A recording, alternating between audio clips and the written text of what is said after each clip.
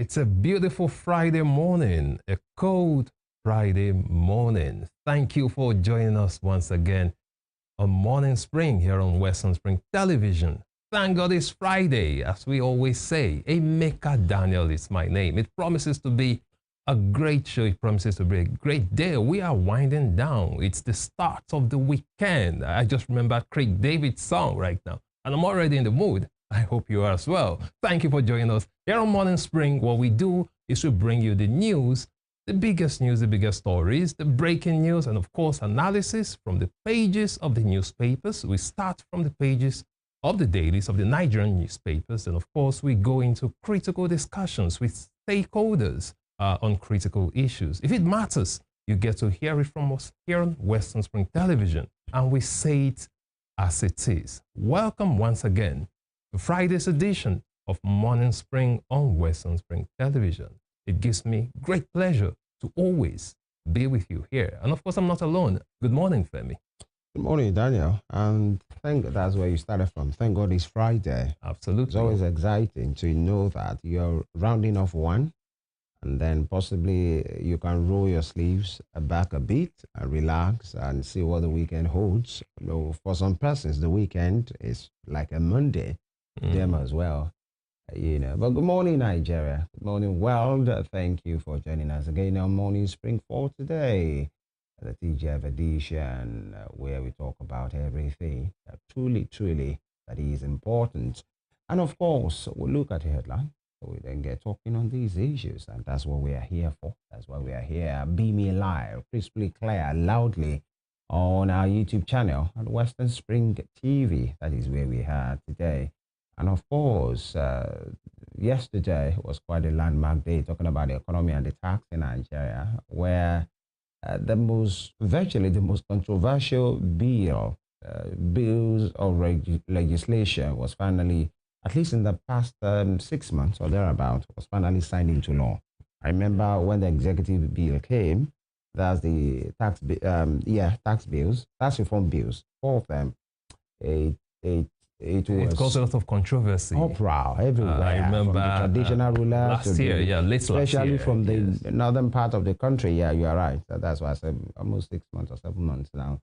But yesterday, it was withdrawn at some point to be reworked. Engagement, the Taiwo Ijele-led committee on revenue and tax worked on that. They had different town hall meetings.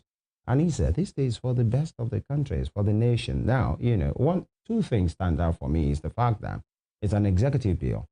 And, when that those bills were assented to by the president yesterday, many persons are saying, if the president is interested in something, it will work. Yeah, it gets it done. Because it's an executive bill.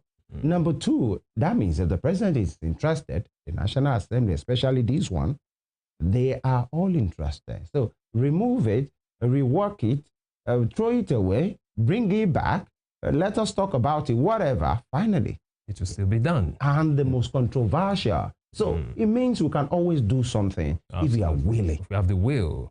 And one of the bills, he actually declined assent to one of the bills. That's the NDLEA bill, National Drug Law Enforcement Agency bill. That part of it. Yeah, because a section of that bill actually was to empower NDLEA to keep part of the proceeds, a certain percentage of the proceeds from, crime and fraud, transactions. And the president actually wrote a letter, which was read on the floor of the House of Representatives at the plenary session yesterday, Thursday, saying that, no, the Nigerian Constitution does not permit that. Well, we don't permit that. You can't keep the money. The money should come to the federal government. Yeah. Then we decide what to do with spend it. Don't recover and spend at your own. There's that particular place where he objected to something, one of these speeches, and it was all right, we'll take a quick break. When we return, the papers in. Let's check what it looks like.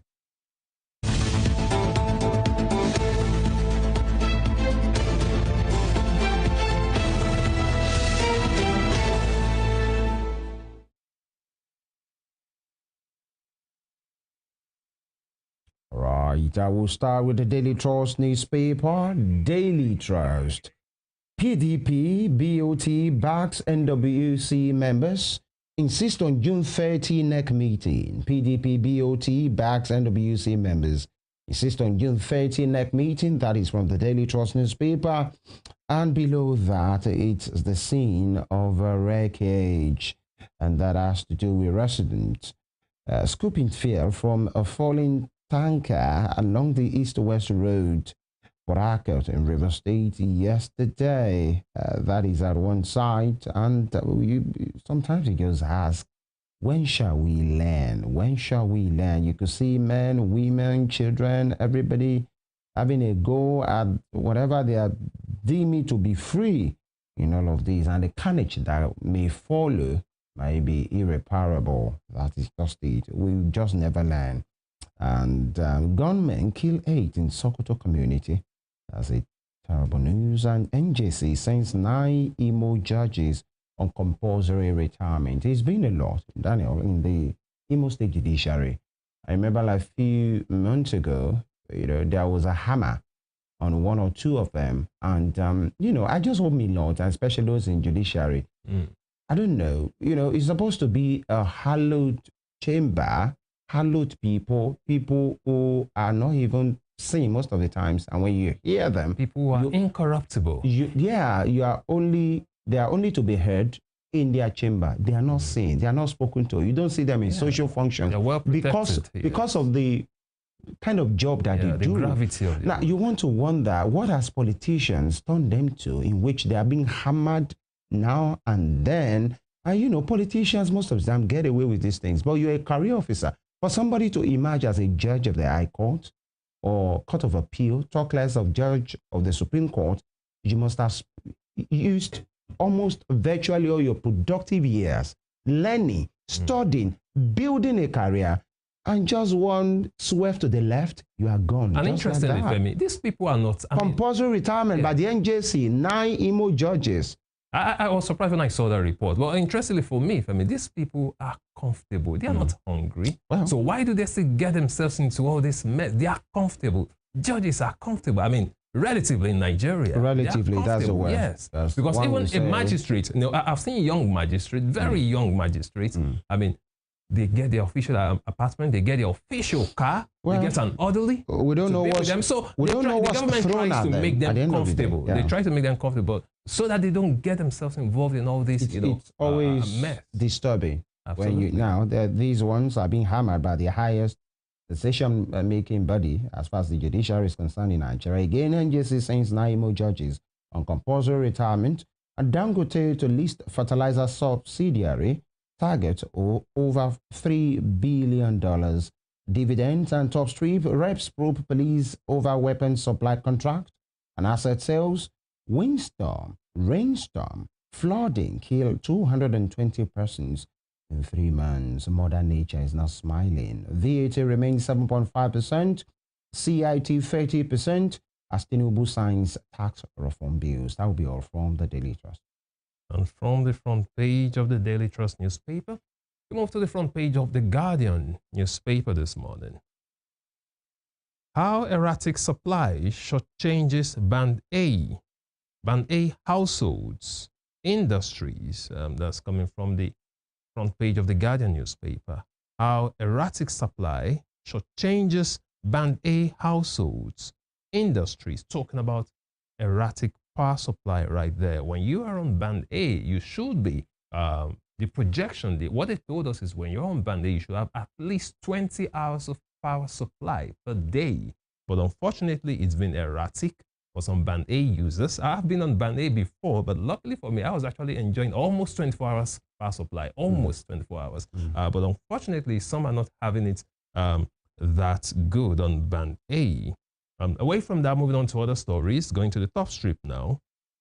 We have used presidential power to restructure Nigeria, create state police, Afenifere tells Tinubu.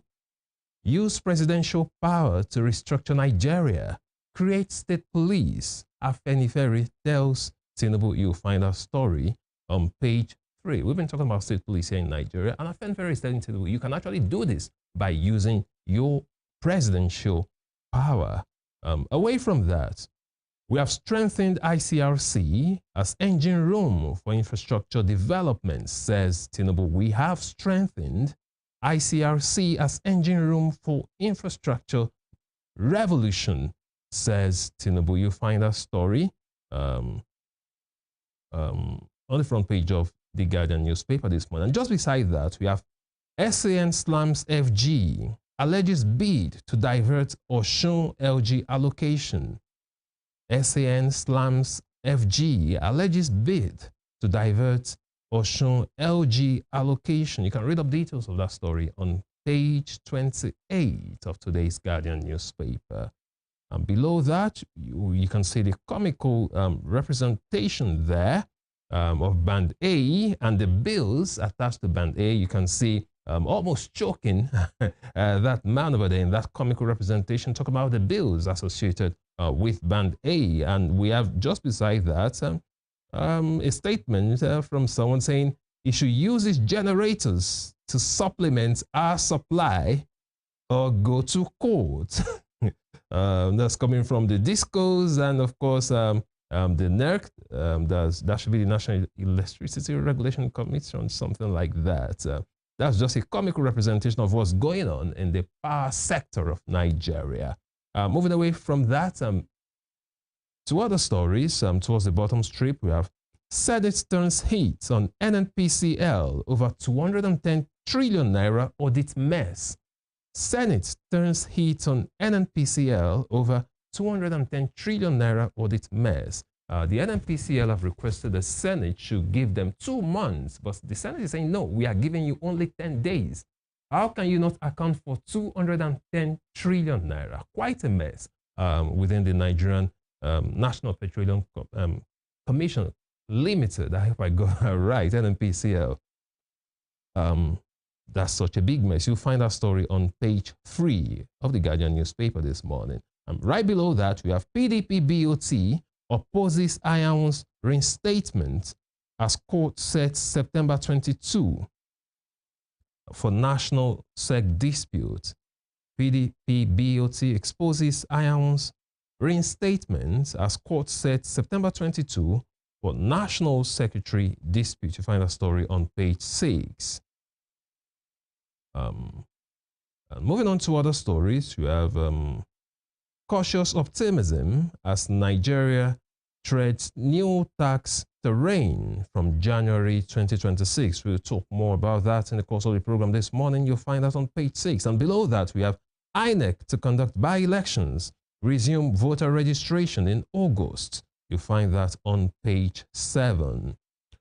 Falano asks AGF to drop criminal cases against free speech. Falano asks AGF to drop criminal cases against free speech. You find that on page 7 as well. And at the bottom strip, we have Marwa links 90% of terrorism, violent crimes to drug abuse. Marwa links 90% of terrorism, violent crimes to drug abuse. You find that on page 30. And that'll be all from the front page of the Guardian newspaper this morning. All right, and I think we take a quick break right now. The program will continue. Stay with us.